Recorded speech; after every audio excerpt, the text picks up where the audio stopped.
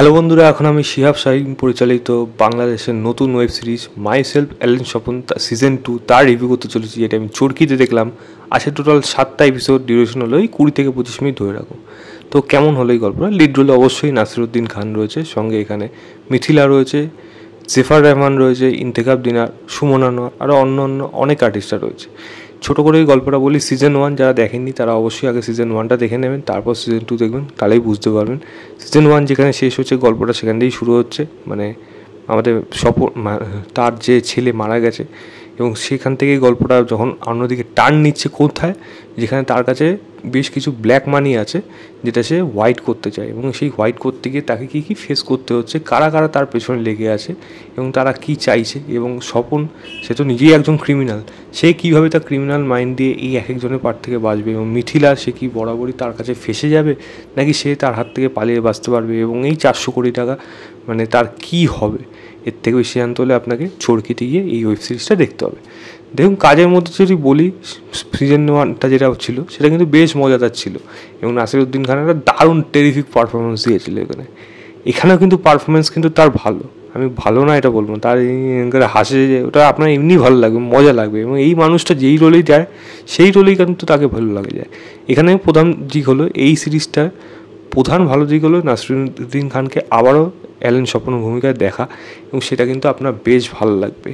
এবং যদি সাপোর্টিং কাস্টের কথা বলি, দেখুন মিথিলার পারফরমেন্সের জায়গা ছিল, তবে মিথিলা এক্সট্রাঅর্ডিনারি কিছু আমার মনে হয়নি, ওকে ওকে মনে হচ্ছে। জেফার রহমানও ওকে ওকে, সেরকম কোনো স্পেস তারা পায়নি, তবে জেফারকে প্রচণ্ড বোল্ড লেগেছে, যেটা তাকে বরাবরই দেখতে লাগে, এবং সেরকমই একটা অ্যাটিটিউড আলা মেয়ে সেই রোলটা প্লে করছে। ইন্তেখাব দিনারে যদি কথা বলি, ইন্তেখাব দিনার দেখুন বেশি স্পেস পায়নি, যেটা আমার মনে হয় আরও স্পেস পেলে ভালো হতো, ক্যারেক্টারটা ওয়েস্ট করা হয়েছে। এবং আমি সুমন আনোয়ারের কথা বলি, তারও স্ক্রিন অন টাইম খুবই কম, তবে হ্যাঁ তার কিছু কিছু জায়গায় কিন্তু বেশ মজা দেয়, তার যেরকমভাবে কথা বলে, কি গালাগালি দিয়ে তার সাগরে যারা রয়েছে তাদেরকে যেরকমভাবে বলে, সেটা কিন্তু বেশ মজাদার। এবং যদি বলি মানে কোয়ালিটি ওয়াইজ, সেটা বলবো হ্যাঁ আগেরটার থেকেও একটু প্রিমিয়ামনেস কাজটার মধ্যে কিন্তু লক্ষ্য করা গেছে, এবং গল্পটা একটা ওয়াইডার অ্যাঙ্গেলে যাওয়ার চেষ্টা করেছে, অনেকগুলো সাবপ্লট আনার চেষ্টা করেছে, যেটা আমি বলবো মানে ফ্র্যাঞ্চাইজি বাড়ানোর জন্য ঠিক আছে, বাট পার্ট 2 মানে সিজন 2 এর জন্য কিন্তু খুব একটা যে ভালো তা না। ব্যাকগ্রাউন্ড মিউজিক এখানে ঠিকঠাক এরকম মনে হয়েছে এখানে। এবং যদি বলি ডায়লগের কথা, তো ডায়লগও বলবো, আমি বলবো মজাদার রয়েছে, ওই নাসিরুদ্দিন খান যেরকম ধরনের কথা বলে সেরকম ধরনের কিন্তু মজা লাগবে। তবে খারাপ জিনিস হয়ে গেছে এই মানে কাজটা চিত্রনাট্য। প্রথম কথা, এই সিজন 2টাকে যেইভাবে তারা গল্পটাকে লিখেছে, সেটা এত বড় 7টা এপিসোড ডিজার্ভই করছিল না, বা এতক্ষণ ধরে ডিজার্ভই করছিল না। এটাকে আরামসে 4 থেকে 5খানা এপিসোডের মধ্যে করে দেওয়া যেত। আমার কিন্তু লাস্টের দিকে প্রচণ্ড বোর লেগেছে, আমার কিন্তু ঘুম এসে যাচ্ছিলো, এরকমই লাগছিল, এবং এতটা দুর্বল, এতটা স্লো সেই জায়গাগুলো। কোনো মেন কথা হলো, গল্পের মধ্যে যদি ইনভেস্ট হতে হয় তাহলে এই ক্যারেক্টারটাকে ভালোভাবে ফিল করতে হবে, সাপোর্টিং ক্যারেক্টারগুলোর প্রতি কিন্তু ফিলিংসটা থাকার প্রয়োজন। শুধু মেন ক্যারেক্টার, লিড ক্যারেক্টারটা, সে তাকে একবার দেখে নিয়েছি, তার ব্যাপারে আমরা সমস্ত কিছু জেনে গেছি, কিন্তু তার সারাউন্ডিং যা যা জিনিস হয়েছে, যা যা জিনিস চলছে, তার ফার্স্ট সিজনটা যে জায়গায় শেষ হয়েছে, তার যে রাশটা বা তার যে রেসটা যেখানে থাকবে, সেটাই কিন্তু গল্পটার মধ্যে থাকতে পারেনি, কোথাও যেন ছন্ন ছাড়া হয়ে আছে। এবং স্বপন ক্যারেক্টারটাকে নিয়ে সম্পূর্ণ রীতিমতো এখানে ছেলে খেলা করা হয়েছে, মানে তাকে ওই মানে খারাপ খারাপ দেখাতে দেখাতে ব্যাপারটা যখন হাতের নাগালে বাইরে চলে গেছে, তখন মনে হচ্ছে না এটা গল্পের মধ্যে কোনোভাবে যেন মানে কিছু আসছে না, ক্যারেক্টারটা কোনোভাবে জাস্টিফাই করছে না, এখানে হয়তো এই ক্যারেক্টারটা এরকম কোনো ডিসিশন নেবে, এরকম কিছু নেওয়া উচিত, যেটা মনে হচ্ছে এই ক্যারেক্টারটার মধ্যে নিয়েছে, যেটা সেটা খুব একটা বেশি ভালো মানাচ্ছে না গল্পের খাতিরে, সেটা কিন্তু এখানে আমার মনে হচ্ছে। তো রাইটিং, ক্যারেক্টার ডেভেলপমেন্টের রাইটিং, সেইগুলো কিন্তু আরও বেশি ভালো ইমপ্রুভ হওয়ার প্রয়োজন ছিল।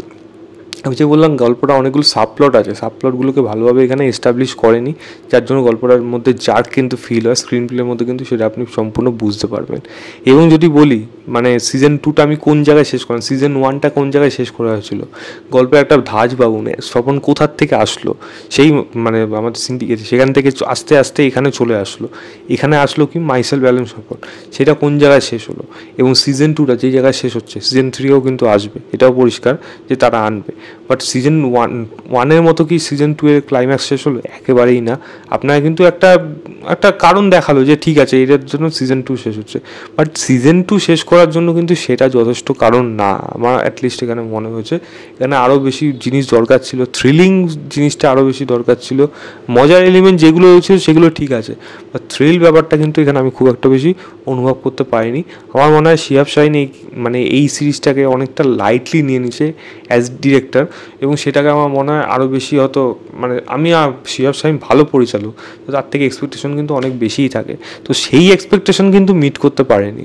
আমি বলবো অন্যান্য ডিরেক্টর যদি আনকোরা কেউ হতো, সে যদি কাজটা বানাতো আমি বলতাম ঠিক আছে, একটা ওকে ঠিক আছে, একটা অ্যাভারেজ এরকম একটা কিছু বলে দিতে পারতাম। তবে শিহাব শাহিন যখন বানাচ্ছে তখন তার কাছ থেকে কিন্তু এক্সপেকটেশনও আমার কিন্তু সেরকমই পর্যায়ে থাকবে, যেটা আমার কিন্তু এই সিরিজটা দেখে মনে হয়নি যে সেরকম পর্যায়ে যেতে পেরেছে।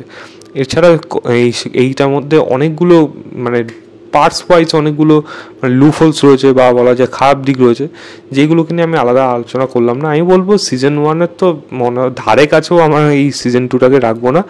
সিজন 2টাকে আমি একটা ওই ক্লোজ টু অ্যাভারেজ সিরিজ আমি বলতে পারি, ম্যাক্সিমাম টু ম্যাক্সিমাম, আর আউট অফ 5 বললে 2.5 বলবো। তো এই ছিল আমার overall review myself Allen Swapan season 2-এ। ভিডিওটা ভালো লাগে লাইক শেয়ার, চ্যানেলটাকে অবশ্যই সাবস্ক্রাইব করে দেবেন। বাই।